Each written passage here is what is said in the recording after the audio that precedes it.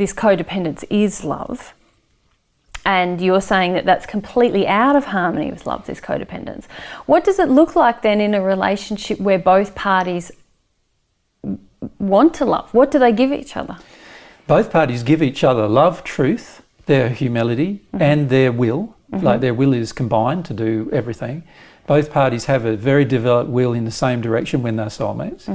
And they're both giving to each other completely without the expectation the other person gives them anything.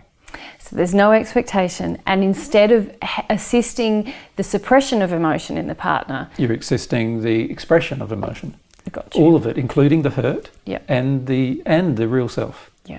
The addiction does not encourage the hurt nor the real self to ever be expressed. Yep. So there's a huge amount of emotional suppression going on in a relationship that's full of addiction and yet seemingly happy. Yeah. Huge amount of emotional suppression. Yeah. Very, very damaging to the soul of the individual and very damaging to your long-term health. And in fact, the main cause of most diseases in a relation that occur in each body of the persons having the relationship. Cancers and everything are all very much defined. Some of the most serious and difficult diseases that we face on this planet are surrounding codependent addiction. Yeah. Yeah. Yeah. Okay. People die from it. Yeah. Like there's a major cause of death, Yeah. codependent addiction. Yeah. Major cause of death. People don't realise the relationship between their physical body's health and the unloving codependent addictions they remain in and desire to remain in. Yeah. Yeah. If people could see that it was the major cause of their physical death, they might start working through some of their issues with regard to addictions. It is a major sin from God's perspective, and it causes major suffering and pain and disease on this planet. Yeah. So if you understood that, you would certainly act differently. So can we talk about then the way that addictions actually create more pain or intense pain within a relationship? How does that happen? Well, if we're in codependent addiction, the feeling is the more I give you what you need and the more you give me what we need, the closer we are, right? That's the codependent addiction. Yeah. The problem, though, is to do that, our body and our spirit body must give things that the body's not designed to give.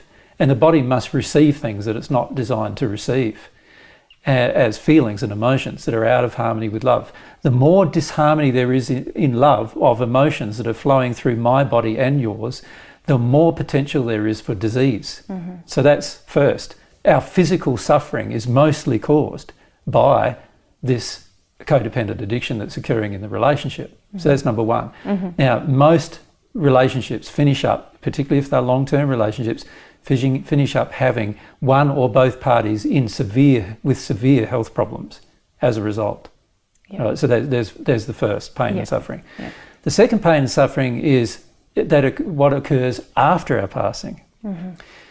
The intense negative condition that we're now in because of our unloving conditions and demands means that we arrive in the spirit world in a hellish condition, surrounded by people who have exactly the same demands that we have, right?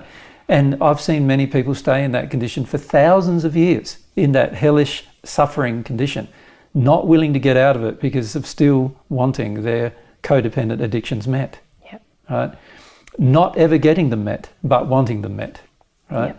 Many people therefore attach themselves to other people on earth after they've passed to have these addictions met, which causes further pain and suffering to the people on earth and to their own selves, and completely degrades their condition even more. It is the major reason why the hells exist on this planet, surrounding the planet. Yeah. And so it has a terrible effect on the soul of the individuals involved. It also has a very, very damaging effect on your children. The children grow up to believe what you're demonstrating is what love is. And so they themselves enter the same kind of bartering relationship, believing it to be love. And they therefore have the same result imposed upon them as what you have imposed upon you, right?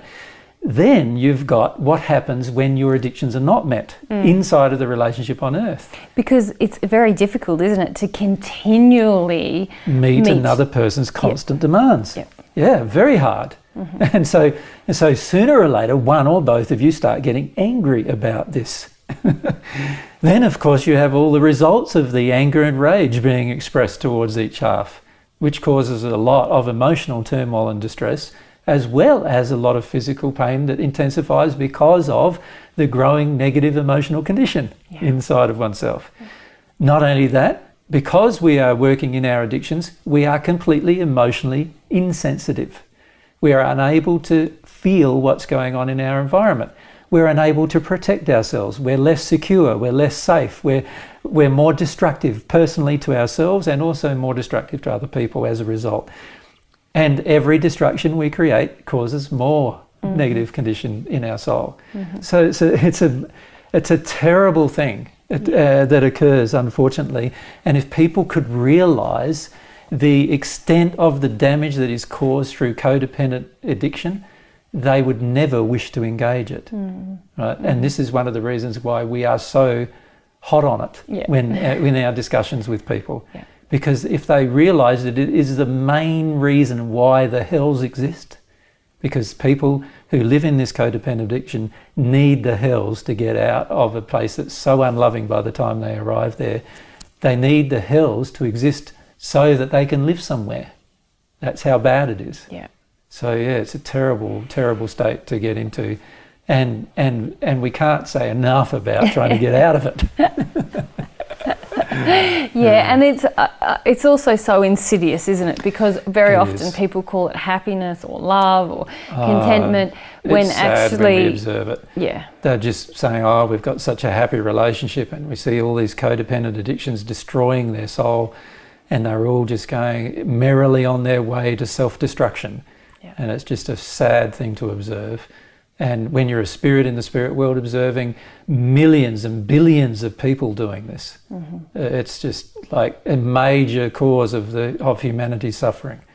And major cause, like I said, of humanity's pain, physical pain, disease, and all those kind of things that are caused through these codependent addictions by us believing that something is good when it actually is very bad, very unloving.